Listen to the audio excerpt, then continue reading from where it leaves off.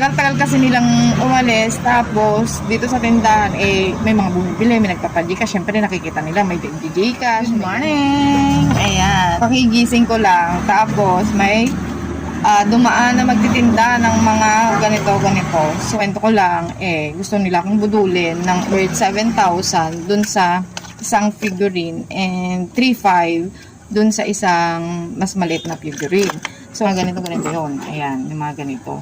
Alam ko naman yung mga price niyan and hindi naman ganun ka mahal kapag bumili ka ng gusto mo talagang mga figurines. Sabi pa nga nung yung isa, dahil hindi nga ako bumili. Ayan, binigyan na lang ako ng worth 100 pesos na ganito. And 100 pesos na ganito. So, tagal-tagal kasi nilang umalis. Tapos, dito sa tindahan, may mga bumibili, may nagpapadika. Syempre, nakikita nila, may Gcash, may ganun.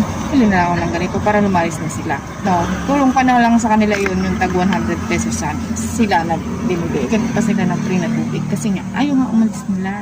Dahil ayaw kong bumili. Susunod ko na sila entertain para hindi na ako makapag 200 pesos.